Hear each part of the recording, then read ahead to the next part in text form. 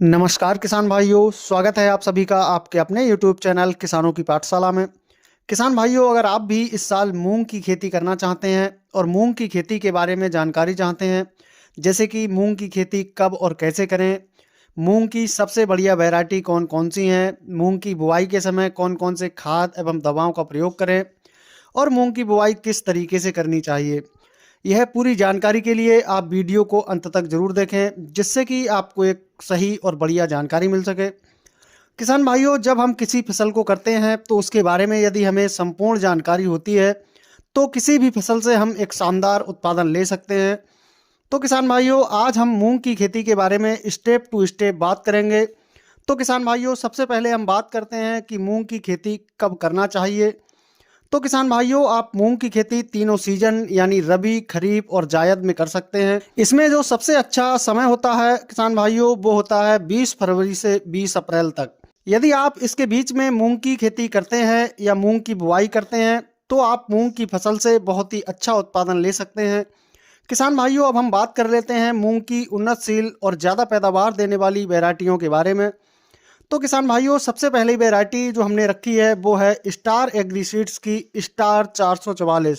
यह बहुत ही शानदार और फेमस वैरायटी है। इस वैरायटी के बुआई के सही समय की बात करें तो आप इस वैरायटी की 15 फरवरी से 15 अप्रैल तक आसानी से बुआई कर सकते हैं। यदि आप इसे खरीफ के सीजन में लगाना चाहते हैं तो आप इसकी बुआई 15 जून से 20 जुलाई तक आसानी से कर सकते हैं। इसकी बीज दर की बात करें तो 6 से 8 किलोग्राम बीज की प्रति एकड़ के हिसाब से आवश्यकता होती है। इसकी फसल पकने की अवधि की बात की जाए तो यह वैरायटी लगभग 60 से 70 दिन में पककर तैयार हो जाती है। यदि हम इस वैरायटी के पैदावार की बात करें तो यह वैरायटी लगभग 6 से 8 कुंटल प्रति एकड़ तक का उत्पादन निकाल कर देती है। तो आप इस वैरायटी का सिलेक्शन कर सकते हैं। किसान भाइयों, दूसरी जो वैरायटी हमने ली है वो है, यह भी बहुत ही अच्छी वैरायटी है। इसके बुआई के समय की बात करें तो आप इसकी बुआई 20 फरवरी से 20 अप्रैल तक आसानी से कर सकते हैं। वहीं इस वैरायटी की बीज दर की बात करें तो इसकी भी 6 से 8 किलोग्राम बीज की प्रति एकड़ के लिए आवश्यकता होती है। फसल पकने की बात करें तो यह वैरायटी लगभग 55 से 60 दिनों में पककर तैयार हो जाती है। वहीं इस वैरायटी के उत्पादन की बात की जाए तो यह वैरायटी लगभग 6 से 7 कुंटल प्रति एकड़ तक का उत्पादन निकाल कर देती है। तो आप इस वैरायटी का भी चयन कर सकते हैं।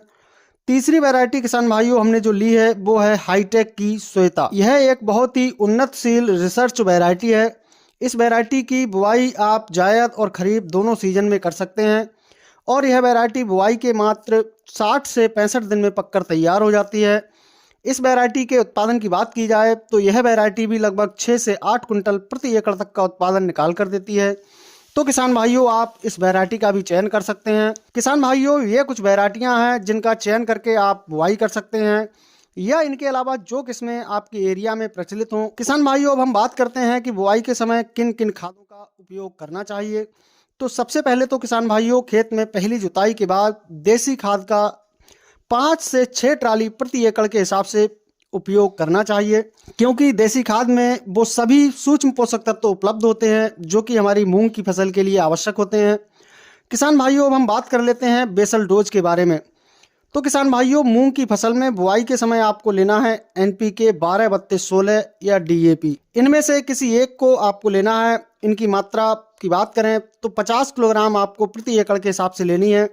दूसरा, इसके साथ आपको लेना है बेंटोनाइट सल्फर। बेंटोनाइट सल्फर एक दानेदार सल्फर है। इसका आपको मूंग की बुआई के समय इस्तेमाल करना है। बेंटोनाइट सल्फर की 10 किलोग्राम मात्रा प्रति एकड़ के हिसाब से आपको लेनी है। किसान भाइयों, इन दोनों खादों को आपको मार्केट से लाने के बाद बहुत ही अच्छे तरह से मिक्स करके खेत में बिखेर देना है और मूंग की बुआई कर देनी है। अब हम बात कर लेते हैं किसान भाइयों खरपतवार नियंत्रण के बारे में।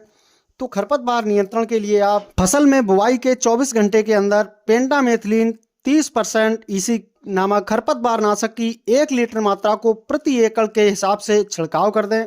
इसका प्रयोग करने से आपकी फसल में खरपतवार नहीं उगेंगे और आपकी फसल बिल्कुल साफ और स्वच्छ रहेगी।